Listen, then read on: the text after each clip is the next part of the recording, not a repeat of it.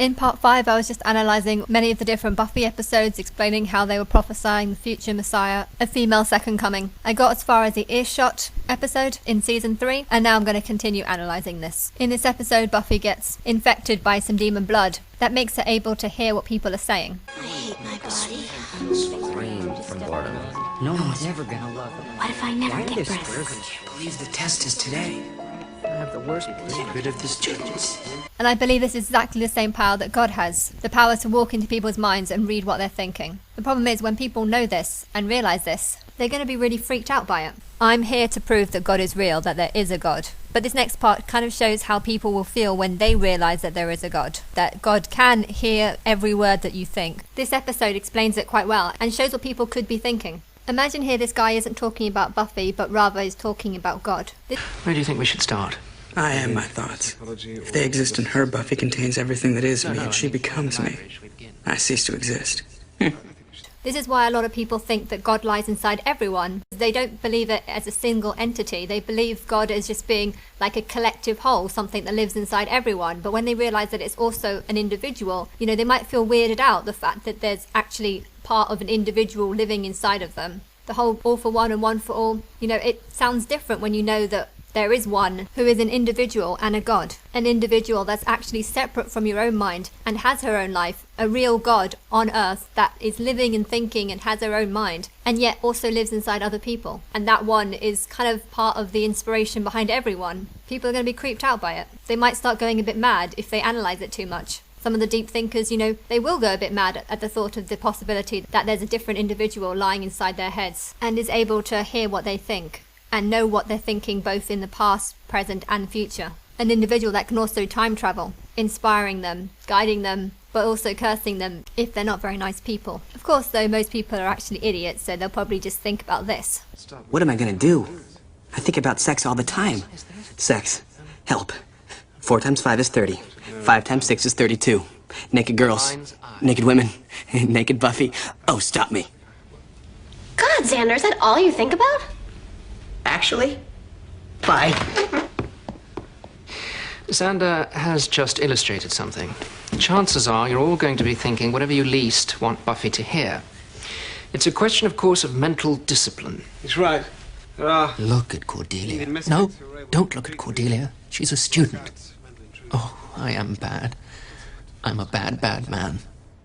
This here shows one of the reasons why this news can change the world, because there are so many people that do have perverted thoughts towards younger children, or just thoughts they know they shouldn't have. And if I can prove without a doubt that there is an entity that can read your thoughts, an entity that can judge you at the end of your life, people would be wanting to control their minds so that they don't have these thoughts, so that they don't do wrong. Because right now, people might say they believe in God, but they really don't. But if they knew 100% that there was a God that can listen in on their thoughts if God needed to, it will force them to kind of control their thoughts better, so that perhaps less crimes will happen in the future.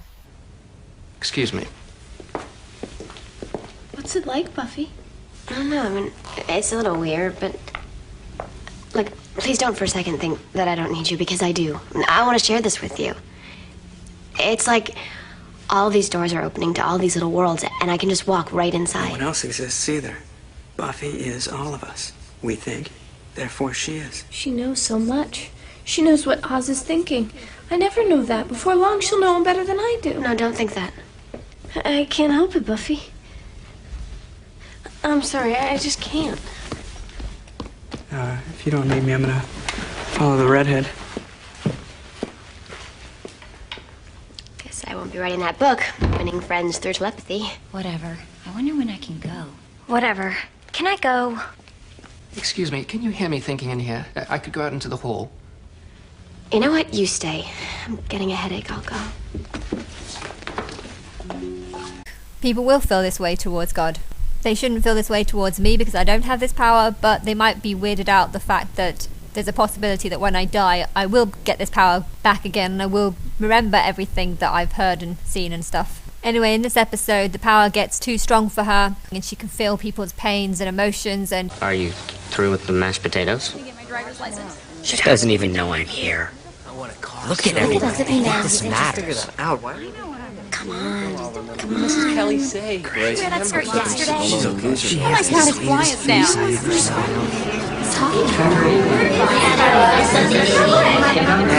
She's just shaking.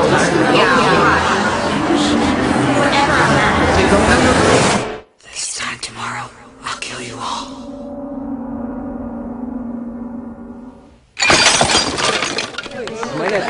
That's not me. She's nuts. Being here, I bet she's done Such a show.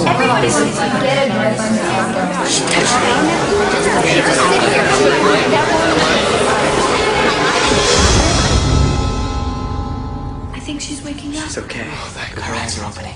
She's basically left sort of lying in a bed, unable to move, unable to do anything, and she can no longer handle it. This is exactly how I ended up feeling. Look at him smiling, like he thinks I Tell him don't we're know gonna about have a her. baby. I'm so happy. I can't believe I'm getting away with this. One more drink, that'll do.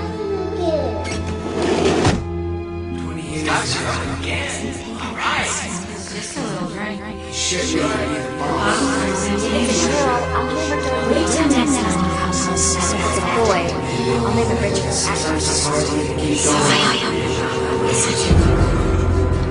This is exactly how I ended up feeling. Yeah, it's happened before. A man in Ecuador, quite recently. Can we contact him? I'd say not. He can't communicate with anyone. Dead? No, he's in complete isolation. Power. You can't shut it off.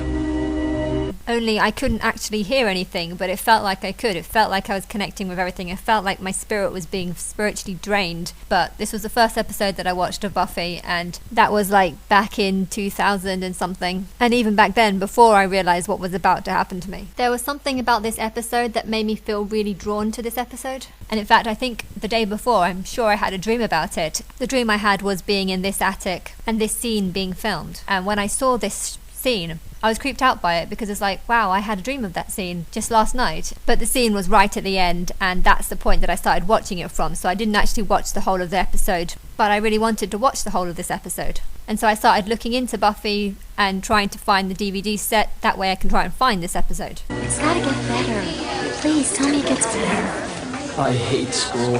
And watch it from the beginning. And so then I started watching the other episodes. I think it had been around for a few years, but I'd only just found it at this point. And the next episode that I happened to watch, I think, was Witch, which was about cheerleading. And so I got even more into it. And yeah, this is how I first got into watching Buffy. It took me about 3 months to find this episode because I had to go through all the different episodes to try and find out which one this was. I think I ended up buying like the whole set before I found out which one this was. But this is how I got into it so quickly, because I was trying to find this episode because I had a dream about it just before I saw it. In the fourth series, she goes to university. It's just so overwhelming. The energy, the collective intelligence. It's pretty much a madhouse, Are you Buffy? I just know that this whole year is going to be super fun. Well, the big bad is back. This time, you're a lab rat, just like the others. And there, the main evil character is called like Adam, who's like a half demon, half robot, half man, made by the government to try and kill demons, only he backfires and he actually wants to kill both demons and man and then mix them together so that there's more people like him. You know, Adam is actually the real Lucifer, who was half human, half monkey, and if you brought Lucifer back from the dead, you know, he would probably just feel, you know, different from everyone else. You know, like you've got humans and you've got monkeys, but he's kind of in between this, and he really, you know, if he came back, he would probably want to make more half-breeds. We thought you were a myth. Well, you were mistaken. And so the whole of this series is kind of just like elaborating on that. What would Adam do if he came back right now? But imagine he didn't just come back as a half-breed, but rather comes back as an intelligent half-breed with a computer mixed in with him. If you have a good imagination, well, Buffy Season 4 is pretty much what you'd come up with. I think you'll find our operation most impressive, as I'm just as sure we can learn much from each other. The Project Adam is actually referred to as the Project 314. And while I met Martin on March the 7th, I think he found out who I was fairly early on, so 314 could kind of be referring to March the 14th. Which is around the time that the project of sacrificing Christ actually began. And this, I guess, was the part that I started getting funding. Not towards me, but Martin had the funding. He told the people that Christ was here, and then they started writing songs about me and started putting lots of money into this, I guess, but they weren't putting money in to help me, they were putting money in so that they can help themselves on the day that it's exposed. I always worried what would happen when that bitch got some funding. You were there looking for me? I'd seen you in Wicca group. When they started writing songs about me, I guess this is when my power really grew, because they were aware of me. Now they were consciously aware of me, and they were doing things against me, and so my spirit kind of channeled into them much more easier. This also could explain why I felt like I was magnetized to the bed for most of 2013 and 2014. But I didn't feel that way so much in 2015, 2016. But anyway, my spirit that channeled into them got them to do things that they thought was a good idea at the time. But really, I think the spirit could pick up that I was going to suffer a huge amount because of this, and I was going to be left hating them and despising them and wanting to have revenge against them. And because the people that were doing these things weren't thinking about me or weren't thinking about how I would feel because of this, the spirit inside of them didn't care that if in 3 years' time I use it to turn these songs against them, The spirit didn't care about them because they didn't care about me when they were making them. When I, come out of my sacrifice, I can look back and I can say, look how horrible these people are. Look at the things that they want to promote. Look at the things that they want to do. In season 4 of Buffy, Willow becomes more powerful. She gets involved in a Wiccan group. And so I feel like that's the sort of magical side of me growing. How long have you been practicing? Always? I thought maybe we could do a spell. I'm definitely nothing special. No, you are. You're amazing. Your speed, your strength. I'm the Slayer. This is a job to you, but for me, it's destiny. Am I the only one with a big loading question mark about this initiative thing? I choose to feel threatened. I'm not dating the initiative. I'm dating Riley. He's a good guy. Like with what Buffy just said there, she's believing that even though the 314 initiative team are doing bad things and negative things, something happening in the dark world. There's something called 314 that's got them scared most of all. What are they saying? It's all exaggeration and blank verse. Pain as bright as steel. Things like that. She continuously believes in Riley, her boyfriend. And that's kind of what I've done with Martin. I knew that he was working with these people because he's the one that told these people. And I just kept thinking, things will work out. Everything will be for the best. What will happen. And I support him. And if he's on their side, then I'm going to be on their side too. Because, he wouldn't do anything against me. That's what I kept thinking in my head. But I was so wrong. 3 years later, I'm still suffering, and it turns out that they were all lying about everything. I feel like I have to turn against him because he's never said one thing to me. He's never confirmed anything with me. He won't talk to me. Instead, he only talks to these people that definitely have turned against me. But at the same time, I don't want to believe this. I want to believe that there is someone out there that's meant for me and who's going to be good to me. But the evidence just is all saying no. This is what happens in Buffy, season 4. She really likes Riley and wants to stay with him, but Riley's involved in this group that's not doing good things. They're writing songs about their goddess, but they're not writing songs about what I'm really like. They're writing songs about some sort of monster. I'm such a lady. You don't have to be so afraid. Cause I got room up on my team. You could play the whole lot. It's just the way the game is played. It's best that you just wait. You're the a false me, a false Babylon the Great, who's a big whore. Keep me coming, keep me going. Keep me coming, keep me going. Keep me humming, keep me moaning. Keep me humming, keep me moaning. Fuck with me and get about it. And all she eat is dick. She's on a strict diet, that's my baby. So they're like creating a false Eve. And in Buffy too, they create this monster. Only it gets out of control, which is exactly what's happened with the singers and celebrities. The project, it escaped. What am I? You're a monster. I'm a motherfucking monster! I thought so. I'm friends with the monster that's under my bed. Cause that's what a motherfucking monster do. Hairdresser from Milan, that's the monster do. And you think I'm crazy, yeah, you think I'm crazy. Young Money is the Rasta and a monster crew. Let me get this straight. Wait, I'm the rookie? I'm gonna find it and destroy it. This is how it ends.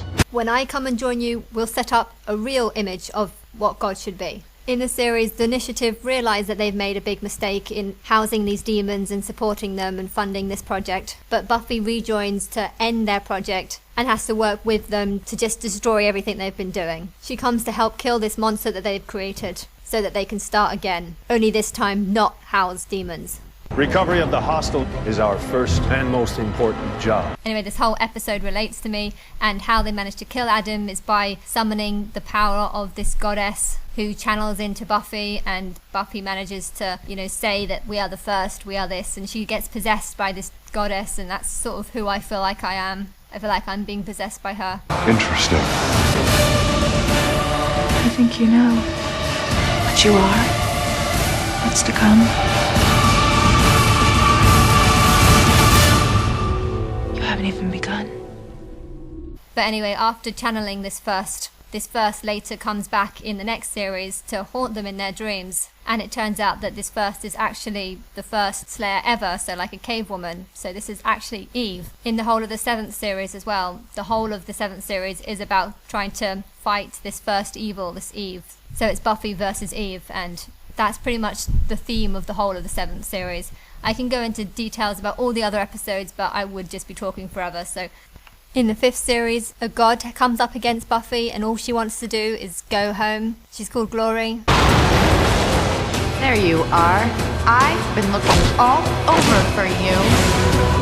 We have to find out who this woman is, what she needs Dawn for. Can you fly? I think we may have underestimated what we're dealing with. I love her character, her style. I'm not like her at all, but I would love to be like her. And there does seem to be quite a lot of connections between her and me in spirit. Just tell me what kind of demon I'm fighting. Well, that's the thing, you see. She isn't a demon. She's a god. Oh. And well, she's like Babylon the Great, the evil Babylon the Great. You know, she's the real inspiration behind the Bible. Only the Bible is a twisted version and it's against her. You know, she works with Christianity, and most religious people, or at least all strongly religious people, you know, they're mad, they're quite crazy. They've got insane beliefs that couldn't possibly be true. They talk nonsense and yet they think they're sane. And in Buffy season 5, this is kind of what happens to the people who she feeds off. They become mad and their brain becomes clouded and they can't think properly, which is what I believe Christians do, you know, they can't think properly. Not when it comes to religion. A lot of religious people are crazy, you know, they read the Bible and they start going mad because of it, because they take it too literally, take it too seriously, and they can't think properly when it comes to the Bible. Glory has a lot of power, so does God in the Spirit, you know, there's definitely loads of associations and God just wants to go home, just like I don't want to be here. So she is kind of like Babylon the Great, because she too has a lot of mad people following her, which is just the same as the religious people, although they think they hate Babylon the Great, but really they actually follow her because she's the one that's inspired the book. Glory is also a bit like Eve, because, you know, the Bible says that Eve works with snakes, and Glory has a massive snake, and she uses it to find Dawn, who's her key. In the 5th series, she also gets a sister who's actually just like a ball of energy, a key, and well, I feel like a key into opening up the portal to all the connections. She's not mine, is she?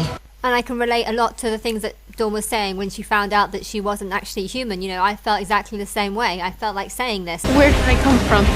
What am I? You're my sister. Your blood. It's Summer's blood.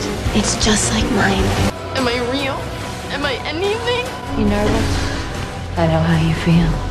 So Buffy's like me. Dawn is the sort of weaker side of me. The side that doesn't have all the answers and questions things and doesn't know things. If we can't stop her, and the last thing she'll see is me protecting her, you'll fail. Glory's like the stronger, powerful side of me. Me in spirit. It's kind of just got like lots of dimensions of me. Faith's the more angry version of me. Willow's kind of like the smarter side of me. Honestly, all the different Buffy characters just feel like different versions of me, all mixed into one show with 6 different series. All ganging together to fight against Eve, which is kind of like the old me. There is nothing but you. You are the center. Focus inward. Let the world fall away.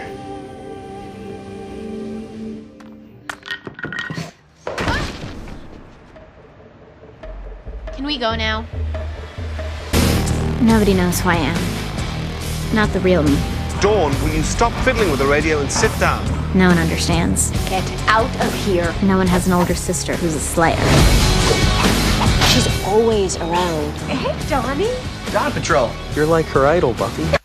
Yeah, Buffy is my idol. So I'm like all the female characters, and then a lot of the male characters kind of remind me of Martin, okay? Yes, I don't actually know him, so maybe a lot of it's just made up. But Spike is kind of like him in the sense that Martin's ignoring me. He's pushed me away and refused to help me. I really hate him. He's a horrible person because he's done this to me. But at the same time, I feel like in my mind, I'm trying to make him better than he is. Trying to pretend that he does like me. Trying to say to myself, okay, yes, he was horrible in the past, but maybe he wants to change and he's about to do this. And so I feel like all the male characters in the Buffy show are kind of like things that I've imagined him to be. And Spike, okay, is a character who's done many bad things in the past, but he's met Buffy, he's fallen in love with her, and he wants to change and be a better person. And so I feel like he's kind of like the imagined version of Martin. He's done shit in the past and he wants to change, and this is the character of Spike.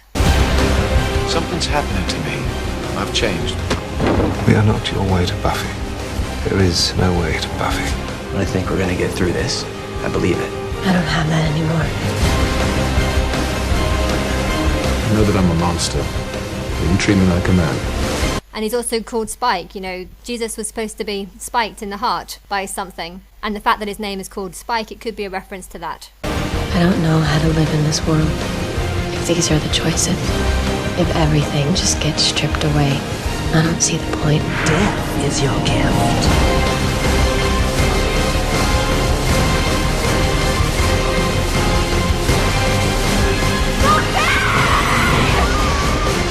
I'm counting on you to protect her. Till the end of the world. Boom.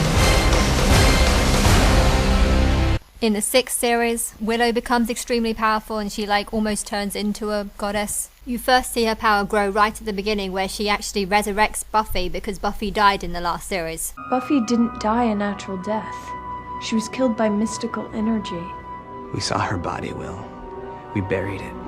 But notice what it says on her tombstone. 2001, that's the same year that Aaliyah died. You saw her die, you buried her body, but she became alive again. Just like Buffy. And in Buffy they say she died by mystical occurrences. That's kind of indication that God knew that this was about to happen, and God deliberately sacrificed her. But Willow brought her back again. I can do this, I promise. Tomorrow night, we're bringing Buffy back. Oh my god!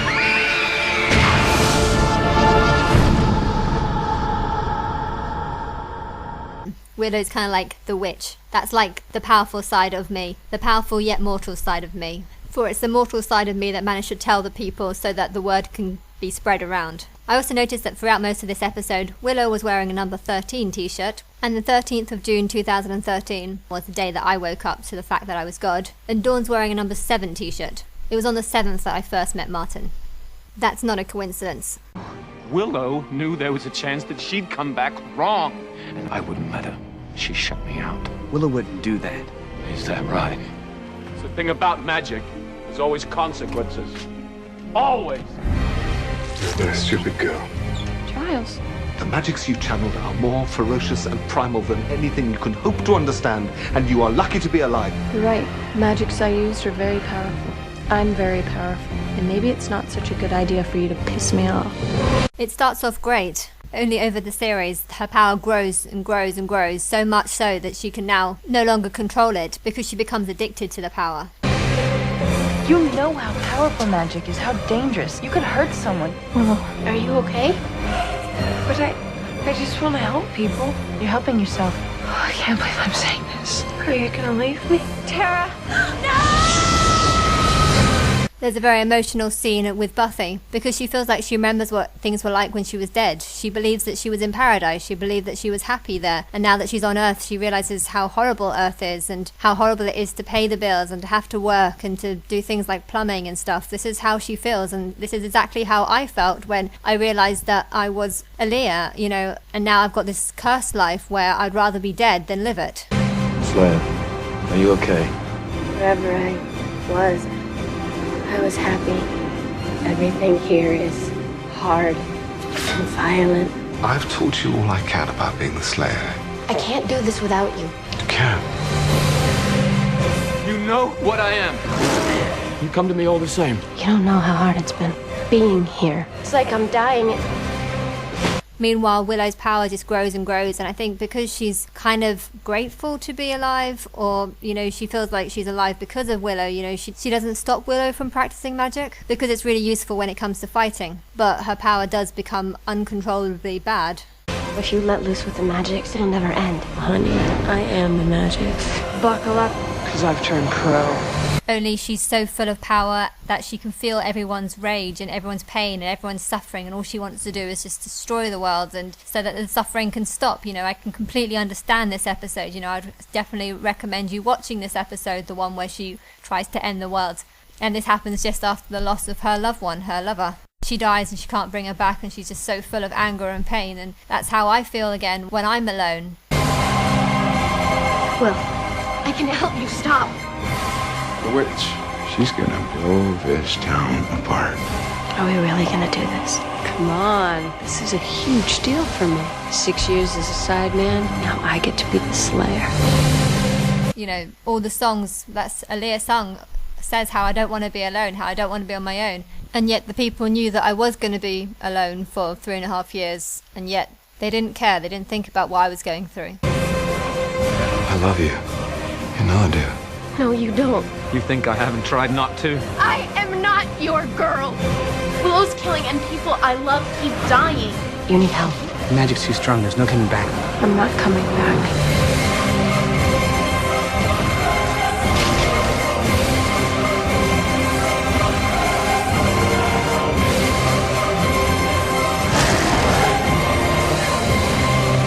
I love you.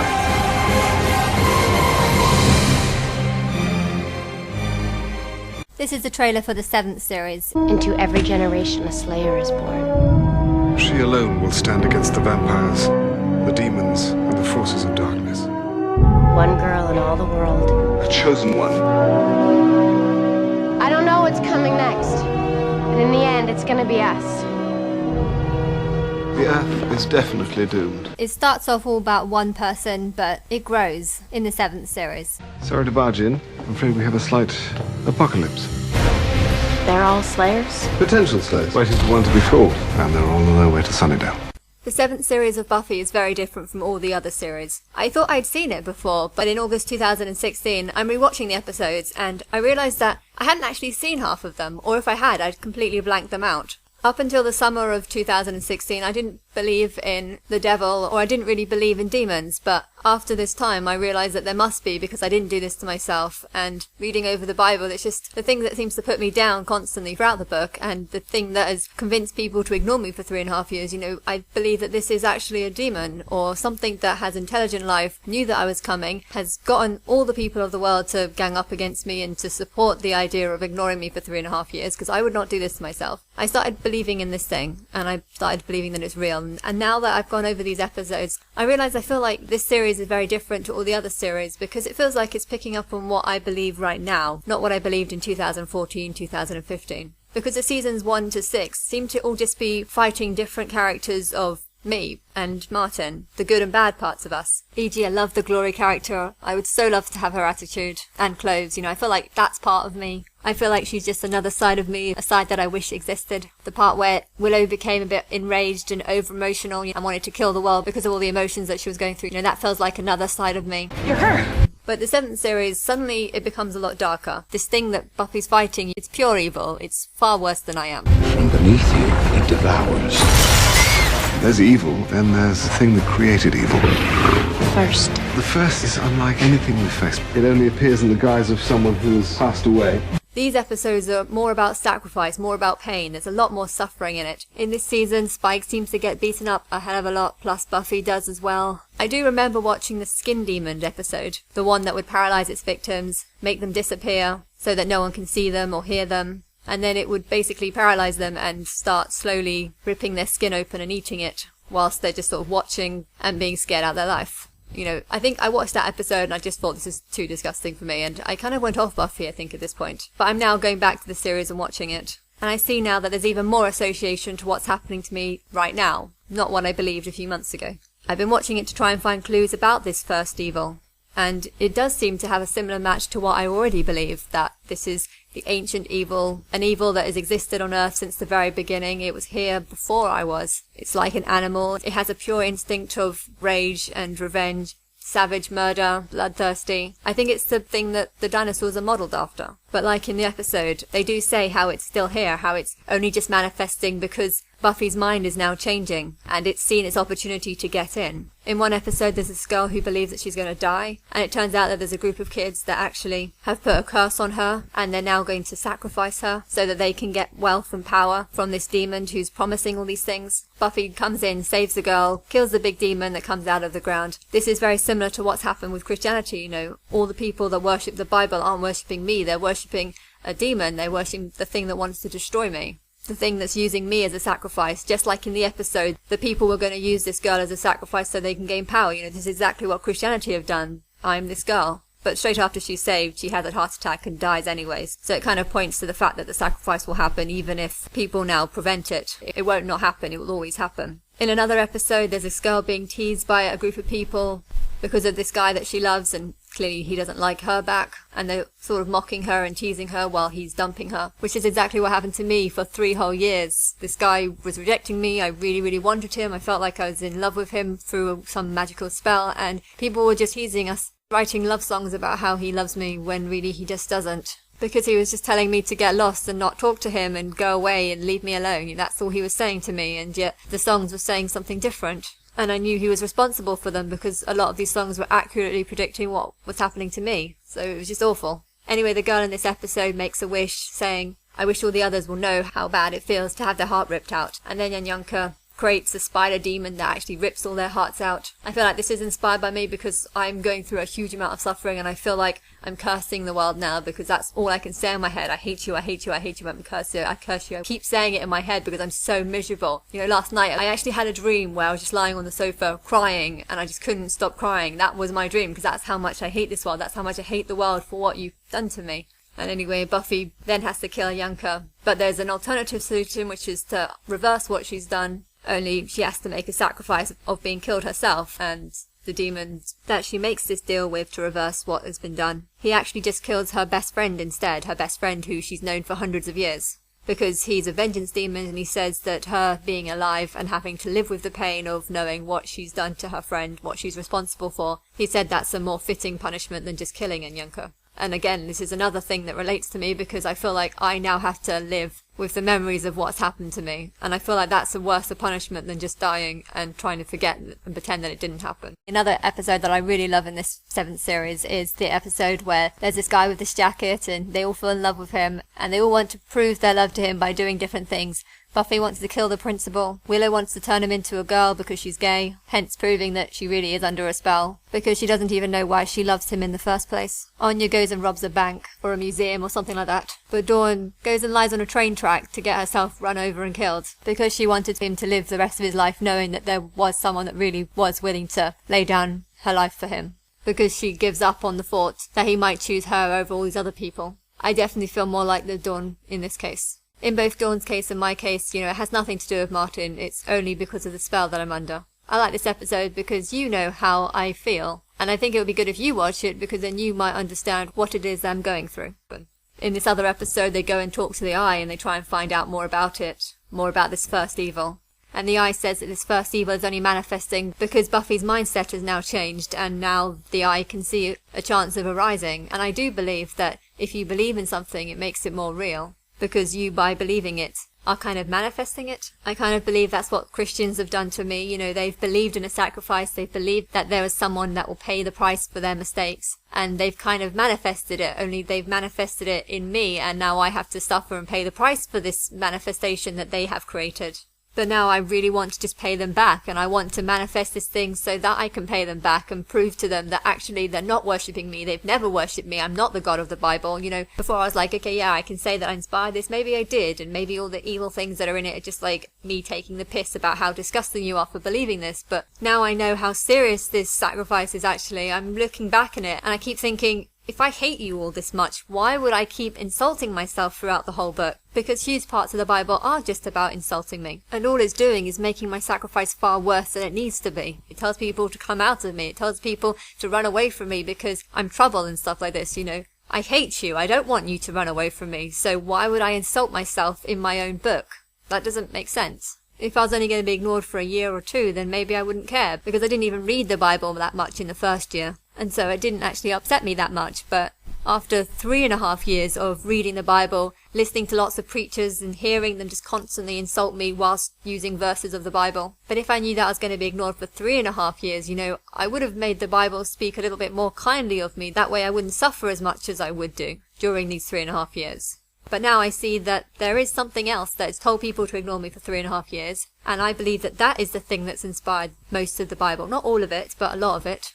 You know, Abraham was obviously a psychotic who thought that it was a good idea to kill his son, but maybe there is something that actually told him to kill his son, because according to the Bible, that's what happened. God told him to kill his son, so that he can get blessings for himself. And now, because I want to punish the people for worshipping it, not me, I feel like it's a good idea now to manifest and believe in the devil, manifest this ancient evil, the thing that you're all worshipping, the thing that's talked about in Buffy season 7. And ironically, this thing actually ends up posing as a priest for most of the last episodes. And yeah, it's the same thing that says that women must wear black veils and cover their face and not go out in public by themselves. The thing that says that women should never teach and they should never have responsibility and they're less than a man. That's what most people are worshipping, not me. And I really now want to believe in it so that it does manifest. So that when you realise that you are all worshipping the wrong thing, hopefully this thing will actually have enough power to pay you back for what you've done to me. Because I don't think I'm going to be paying you back, but I'm pretty sure that that thing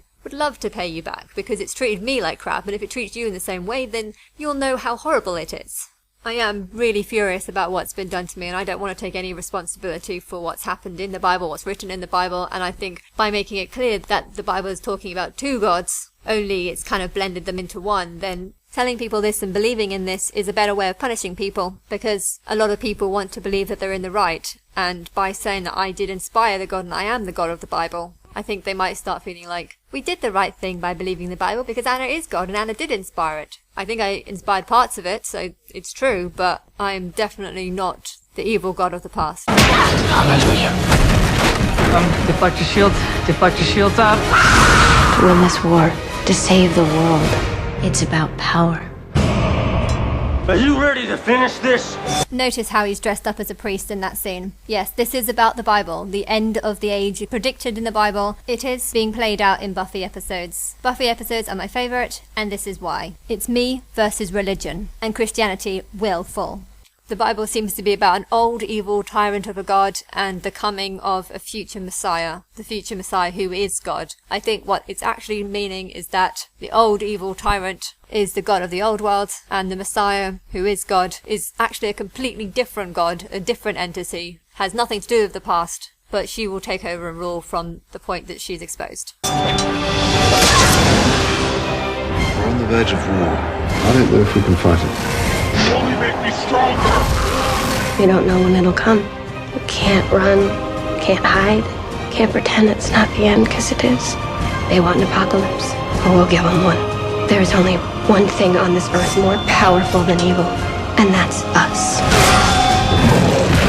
Great things are happening, and you're gonna see the glory. I will end you. When I say I love you, it's not because I want you. I love what you are, what you do, how you try.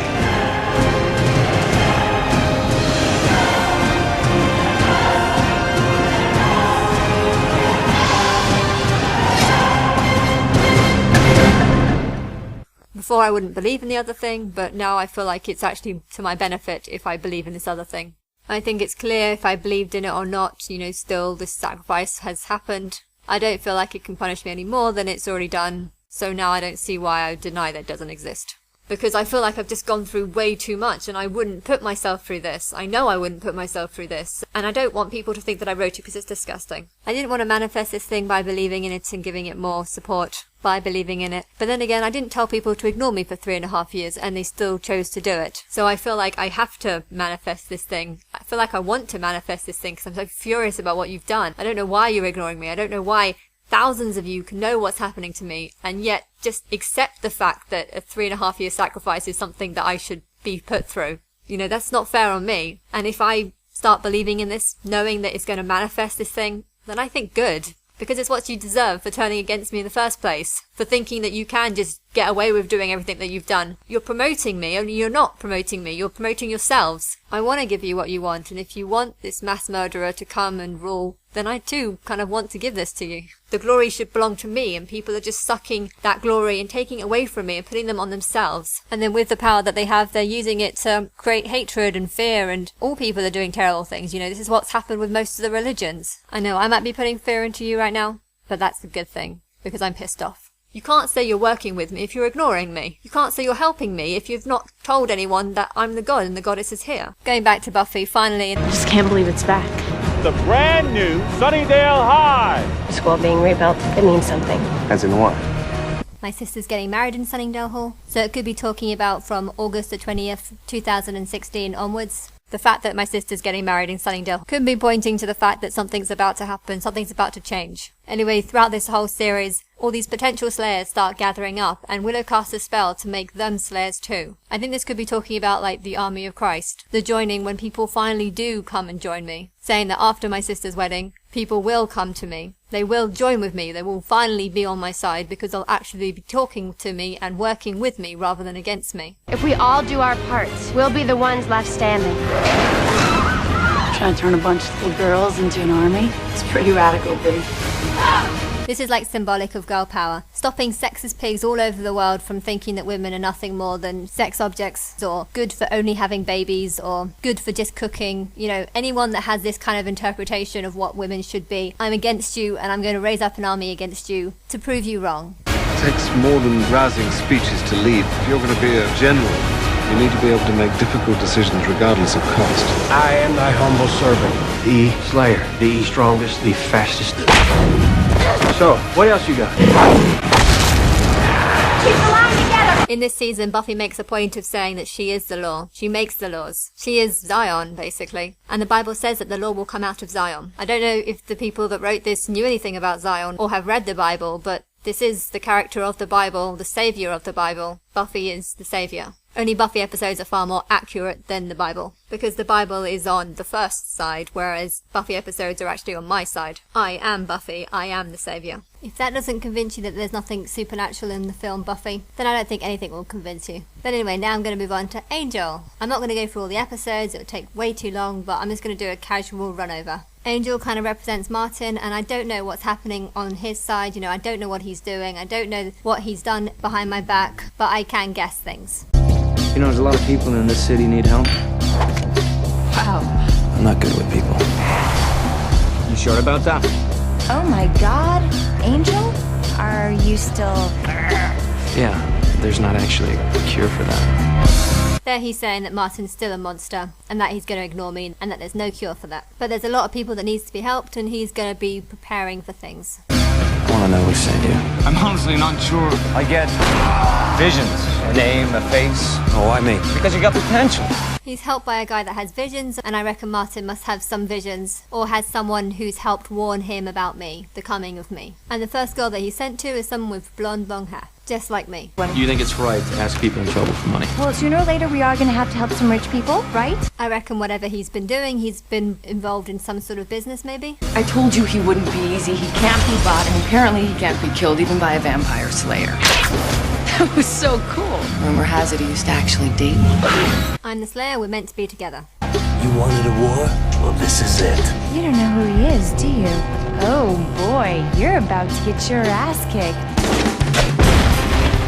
That's a warning to all the people who don't know that he actually turns against God. To all the demon people out there that would follow him and ignore the fact that he's actually hurting animals. This life sort of picked me. I can't make up for the past. You got a real addiction to the brooding part of life. Anyone ever tell you that? Once or twice. You were dealing with forces beyond your comprehension. Yeah. Well, it's a hobby of mine. It's all about fighting and gadgets and such. It's about showing them that there's love and hope still left in this world. Not just saving lives, it's saving souls. Let's get to work. That's good advice to both him and anyone else who wants to be a hero. There's not that many connections in the first series. I love the episode where Faith comes back and she's really angry and hurt and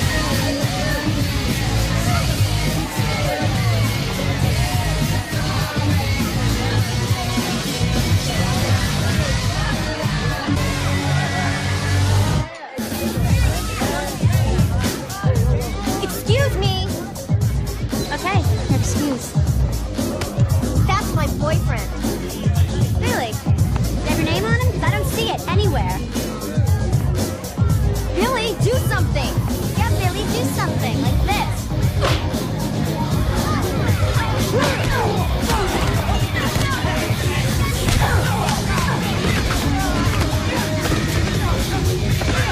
I love this episode because she's just so angry and she just wants to take this anger out and she wants other people to feel the pain that she's gone through. This may be the last chance we have to unload on each other. I feel it's kind of my duty to tell you that if you'd been a better watcher, I might have been a more positive role model. And I can relate to this, okay? Yes, I don't want people to actually cause violence, but after 3.5 years of being ignored, you know, I do want violence. I'm angry, you know, I'm really, really angry.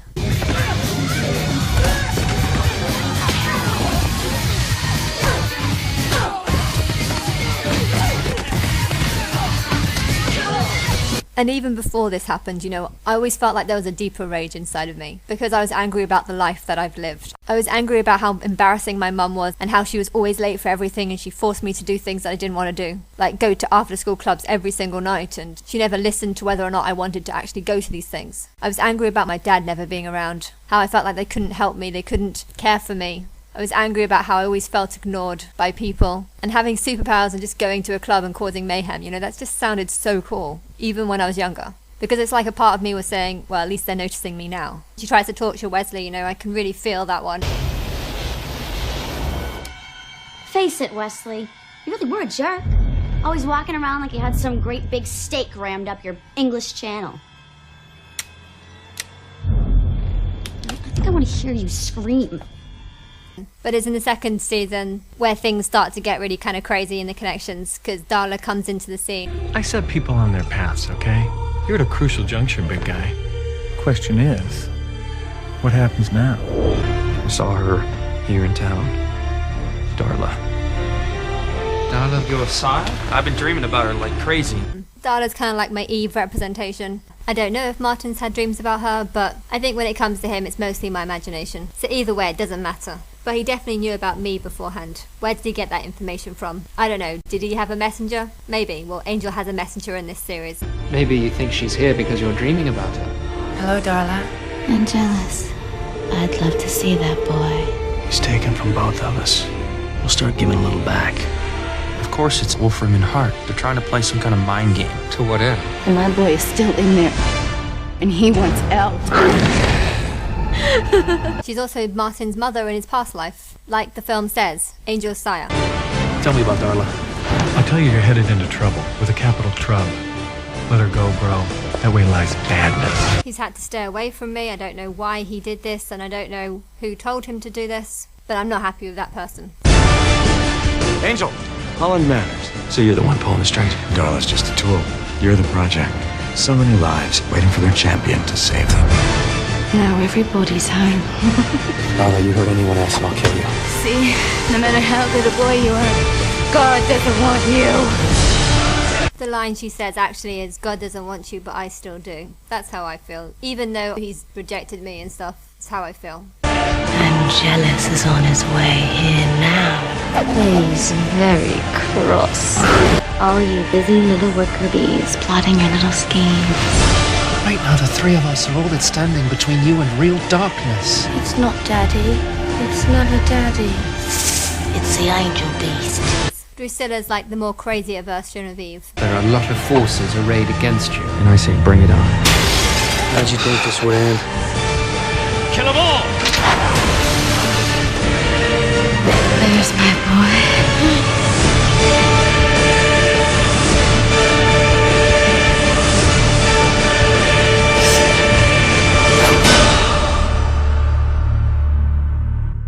You can't see everything. You're just a vampire like everyone else. That didn't come out right. Series 2 contains my favourite episode, which is Pylea. In this episode, Cordy gets a vision of Winifred. Been here a long time. Always. Not always. I had a dream. I had a name. Winifred. You're the girl from Cordy's vision. And they go and try and save this girl. What happened is this girl got sucked through a portal. What? They called you Fred. You were studying to be a physicist. That's my dream. Hey, you disappeared from a library in Los Angeles 5 years ago. Stop it. Not a dream, Fred. It's not. No. Because these scenes seem to have a copyright strike on it, I have to break these scenes up quite a lot so that YouTube accepts them. And my head's still on? Yeah? You're real? No. No, I don't want you to be real. Why?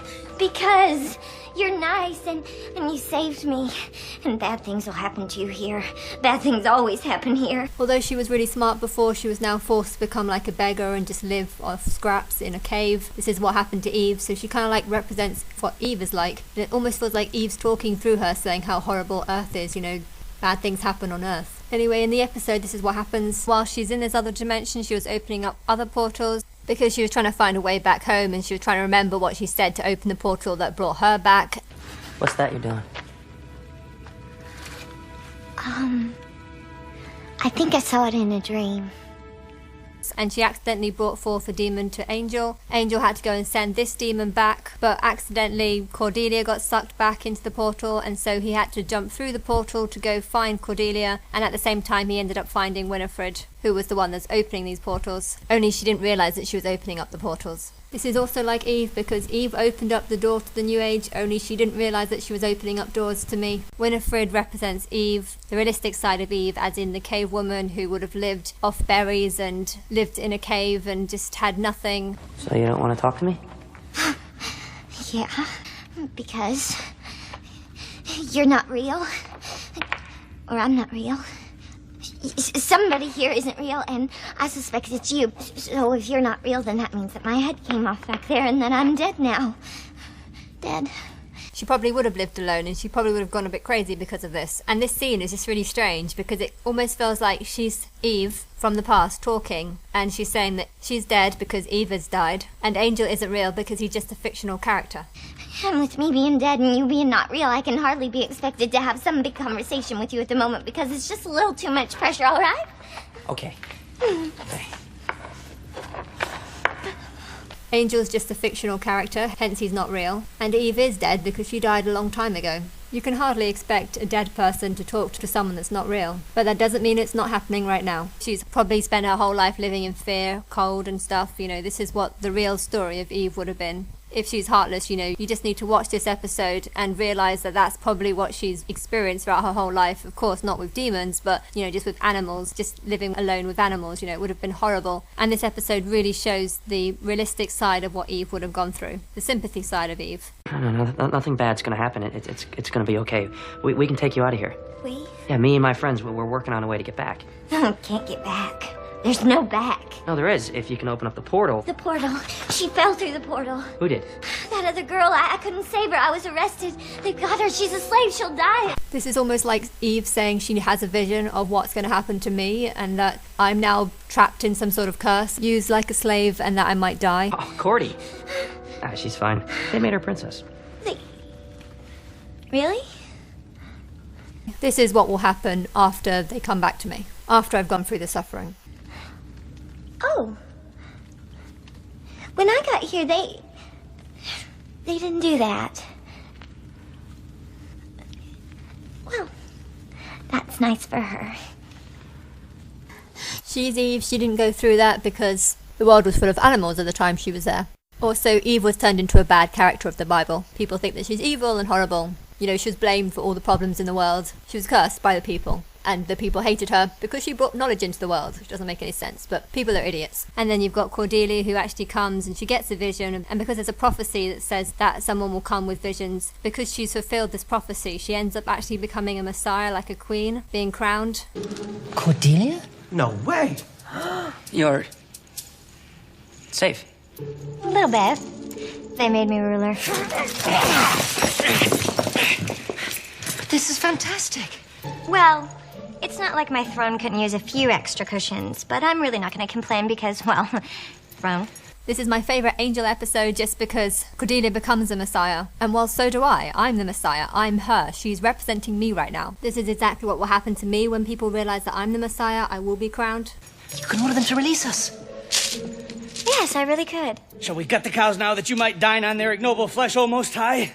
People that worship the Bible, people that worship God the Father, you know, really they're actually just a prisoner of their own religion because they believe that they should worship this God, like, every day. They believe they should go to church every week. And they believe they should, like, sort of worship and grovel to God in a sense. Shouldn't there be some extended groveling first? Cordelia. Okay. Off with their heads! Kidding. Whereas if people worship me, they don't have to do this, hence they don't have to live under the chains and the prison that they've created. They've fallen for a book of deception and lies and stuff, and so they've, in a sense, become a prisoner of this false god that they worship.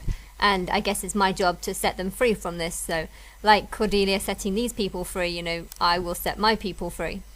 What happened? What's it look like? They jabbed me with hot pokers for a while, then made me a princess. This too is what happened to me. I was kind of ignored and tortured for 3.5 years, and then I'll be made a messiah. Of course, in her episode, they've changed the 3.5 years to just a few pokers. And yeah, I'd rather that than what I've gone through. But, you know, it's the same sort of story played out. Only the torture method has been changed. In a world where humans are slaves and chattel, why would they elevate one to monarch? You had a vision, didn't you, Puddin'?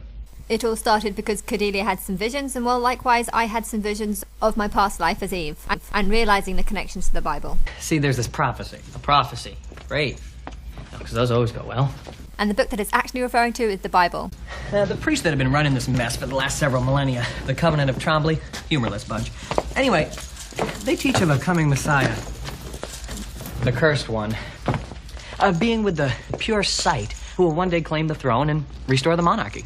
We found this information out through looking through the Bible. When you say pure sight, I mean a direct link to the powers that be. I mean her. She's the Messiah. It could happen. It has happened. At least that's what these Trombley believe. This bit's pretty weird, but it's basically like talking about the Bible. Of course. The holy books are written in trionic. What? No one volume is complete without the other two. All the Bible stories are about the same story, replayed in different tellings. It's really one book, broken up into 3 pieces. Like a trilogy? No, much more complex than that. See this passage here? It continues in this volume here, then concludes in this one.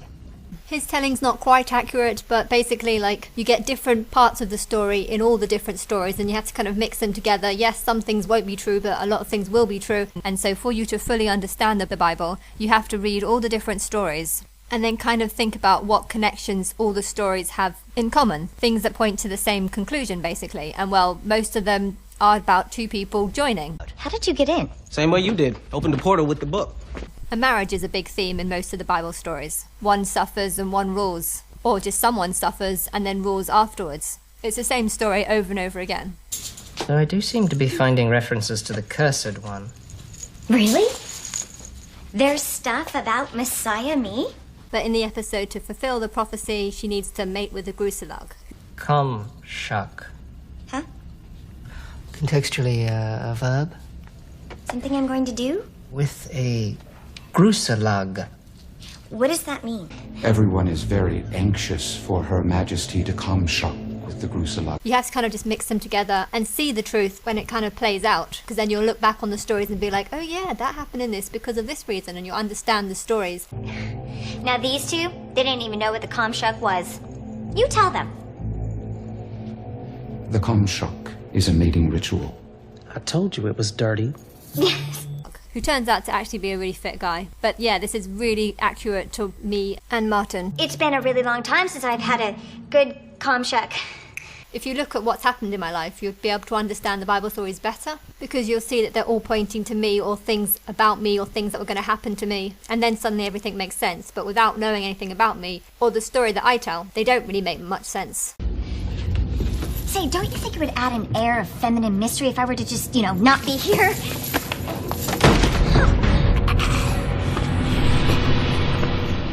Kill me now. Just put those anywhere. I love this episode. This is a really good episode. It's just done so well. Majesty. And I love what he says about Cordelia. I wish a guy could say this to me. Where I come from, who I really am, is so far from being a princess, you have no idea. Have they no eyes in this village? So this whole episode seems to be basically about me, the second coming, my torture, and then ruling. What do you mean? Can they not just look upon you and see that you are a princess? Along with the consummation between the mother and the father. And then Winifred is representing the sort of Eve character, the one who had nothing and was poor and stuff.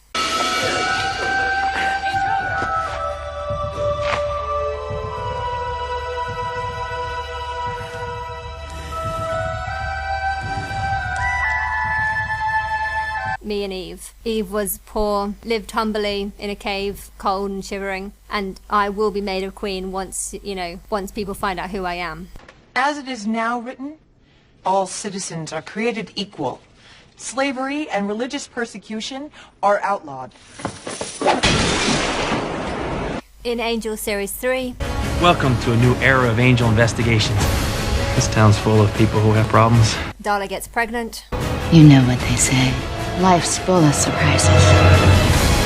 Time to go visit Daddy. It's just impossible. Vampires can't have children. I've tried everything, and I can't get rid of it. What is this thing inside of me? Nahazian prophecies mention a Trokron, born out of darkness to bring darkness. What if what Darla's carrying is the thing in the prophecies? I'm not interested in what you think. And well, Eve did get pregnant. But there was a guy who's seeking vengeance for something that Angel and Darla did a long time ago. I've been looking for you. I don't need to explain to you that if Wolfram and Hart are behind this, it can't be good. Smart boy.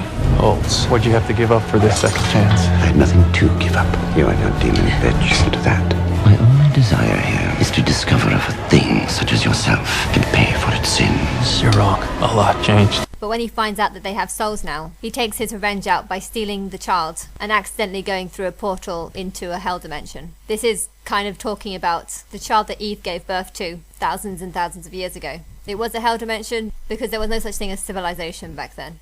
And the child would have been brought up in such a bad environment, just like Eve's child would have been brought up in a bad environment.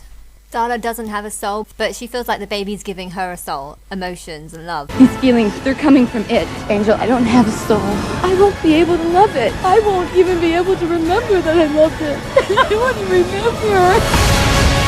Only she's afraid because she won't remember the child, because she's a vampire really. And it is just like me, because I don't remember having the child, because I don't remember her life. I don't remember being Eve. I just know that the evidence points to the fact that this is the truth. I will have justice.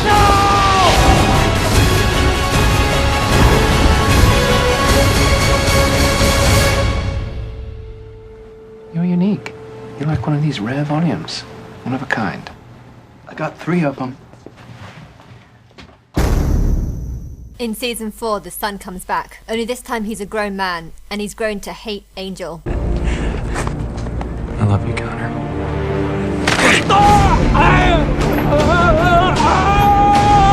And he locked him in a box and then threw him under the sea. Angel was in that box for months before he was saved. He did this to Angel because the guy who stole him away has been telling lots of lies about him. This is exactly what's happened to the Christians. You know, they've been told by preachers that Satan is a bad guy. Satan's their father, Satan's angel. But they all believe that he's a bad guy just because that's what preachers have told them. They didn't ask any questions. They didn't actually try to find out whether or not he was a bad guy or not. Angel was a bad guy in the past, yes.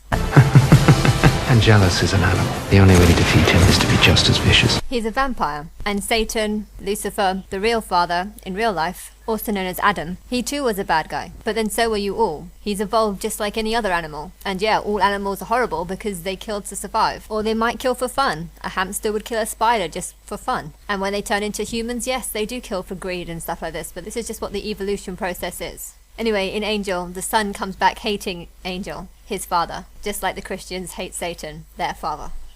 What you did to me was unbelievable, Connor. He's been down there too long. Angel got what he deserved. Cordelia in this season ends up evolving too, only she evolves into like a goddess. Cordelia? When I was up there, I could see everything. I felt it. And I have to be alone. She might have spent time with the powers that be. She surpasses the earthly world and ends up having to live in like the spirit realm as a sort of white light. She's ascended just like I feel like I've ascended. Nothing in the world is the way it ought to be. It's harsh, cruel. That's why there's us. Champions. This season is all about the return of the apocalypse demon that wants to end the world. No one's safe. It's coming. I believe a day of reckoning has arrived. There is a line, black and white, good and evil. If it's alive, we kill it. If it's not, we bury it. Angelus, you need not be my enemy. The beast. We need your help to fight it. In this series, there's one episode that's so creepy. This is the one where this demon creates world peace all over the world. Only everyone just becomes like admirers of her. They worship her, they love her, they just want peace. The problem is they have turned into sort of puppets. I think anyone that wants world peace and thinks that just the return of Jesus is the answer, I would recommend that they watch this episode. Because what happens to these people is they literally just turn into mindless puppets and they can no longer live and function as they normally do because they're just full of peace and love that they can't be their self, they don't have free will any longer. But what's interesting about this episode is the way to destroy this demon is by saying what her real name is. This is just like me. I can destroy all the false religions just by you saying the real name of the Lord, which is Anna B, and not Jesus. In season 5, this is the season that connects to me the most. Angel takes over Wolfram and Hart. Wolfram and Hart is usually like a bad agency that works towards doing bad things. Welcome to the Los Angeles branch of Wolfram and Hart, the oldest and most powerful law firm in the city. That captain of industry, we own his soul. That fabulous movie queen, her firstborn. But under our new CEO, Angel, we're focusing more on using that power for good. But Angel is a good guy, and so he kind of changes it to try and make it a better company. This is exactly what I feel like Martin has done. Like, he works in the music industry. The music industry is pretty terrible, you know, it promotes some really terrible things, drugs and prostitution, and I'm sure there is a lot of pedophilia going on. I'm sure there are a lot of producers that would say, oh, I'll get you a song if you sleep with me. You know, I'm sure these sort of things happen. I'm sure there's a lot of bad deals where they say, okay, I'll give you £10,000 to make a song, but if you don't make the money back, then you're just going to have to pay it out of your own pocket. You know, I'm sure there's loads of contracts like this going around. But when the music industry found out that Martin is my king and he's the father, I feel like he has done what Angel has done in this series, which is to take over them. We have a zero-tolerance policy for killing. This is a new company for the new millennium. Yes, our esteemed president has made it clear. If you don't kill, we won't kill you. Although I don't actually know what's going on, and I know that the music industry has actually become far worse in the last 3 years, between 2013 and 2016. But anyway, again, this is just my imagination of what's happening to him. I still want to believe that he's good, even though the evidence is pointing that he's not. But yeah, in this series, it makes the industry better, but from that advert you can tell that it can't be that much better. It's just the whole no killing kind of policy. I think the music industry have accepted that knowledge. If you don't kill, we won't kill you. Well done, Martin. How amazing you are. We're turning this place inside out. Want to see how I handle running Wolfram and Hart? They're gonna find out. Is this gonna be our lives now? Fighting our own employees, our own clients? You got that right, Fred. Is this going to be our life? Fighting our own employees, fighting our own clients? I feel like that's what you've kind of been doing in the last 3 years, you know. Who I want to work with? Nobody. 99% of them is nobody. Bitches acting like they killing shit. Okay. When I check these bitches' guns, no bodies. These niggas is fake fucks and opportunists. After the war, we said we fight together.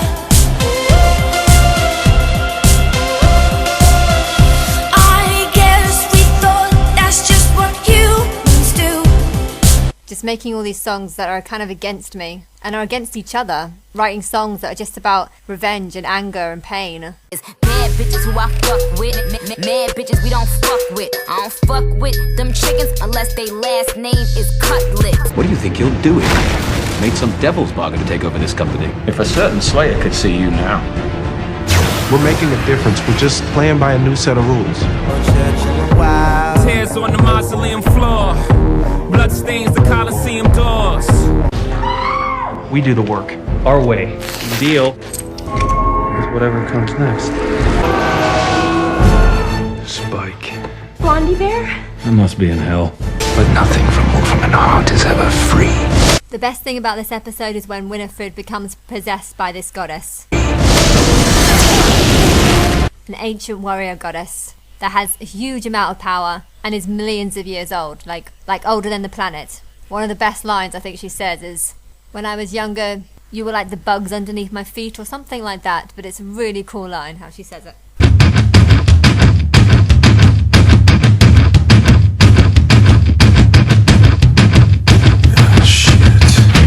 Out of all the characters ever, this is my favourite character. You know, she's got a huge amount of power. She can control time, she can freeze time, and she can kill Angel easily at the snap of a finger.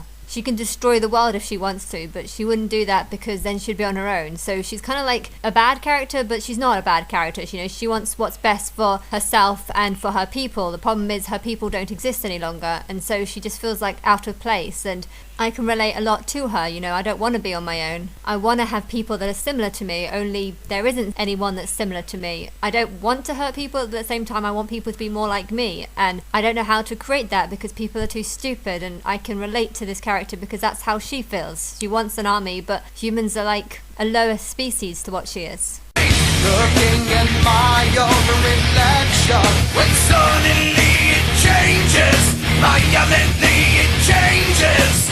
Oh no, there is no turning back now. You've woken up the demon in me. You're not among it down with the sickness. It is a test. Task of some sort. You must collect those crystals. And fruit. Why? Old one. You have no right to walk this earth. Your time has passed. You belong to the well. Truly. I wish now I had never been brought out of it. Do you? I don't know. I play this game. It's pointless and annoys me. And yet I'm compelled to play on. I can relate a lot to her. You know, I don't want to be on my own. I want to have people that are similar to me, only there isn't anyone that's similar to me. In this series, he sort of fights like the big bosses, which is supposed to be like the worst evil of the world. All the people that are right at the top. What is with you people? You cannot beat us. We're Legion. Here forever. And this is kind of what Martin is doing, or what Martin should be doing. He should be working with the people at the very top and getting them to change and not be as corrupt as they can be. Because there's terrible things in this world, and some of the people at the top are the reason why the poor don't have that much money. They will do everything to destroy us, but for one bright, shiny moment, we can show them that they don't own us. You don't know who you're dealing with, boy. I don't really like you. You know, there's people at the top that are hugging all the money, that are just keeping huge amounts of money in the top 1%, and they're not letting anyone else have this money. So you've got the rich people that own billions of pounds and can earn like 20 million pounds a year, and then you've got the poor people that struggle to make 20,000 a year. You know, it's a really terrible system. I don't know if he's sorting it out. I don't think he really is. But I think this episode really shows what he should be doing, and hopefully people can watch it and change, so that perhaps these things can get sorted out, so that these people at the top don't feel like the devils that he should be fighting. I can see inside you, the sickness is rising. Don't try to deny what you feel. Will you give it to me? It seems that all that was good has died and is decaying in me. Will you give it to me? It seems you're having some trouble in dealing with these changes, living with these changes. Now the world is a scary place, now that you've woken up the demon in me. You're not among it down with the sickness. You're not among it down with the sickness. You're not among it down with the sickness. Open up your... In terms of a plan? Yeah. Let's go to work.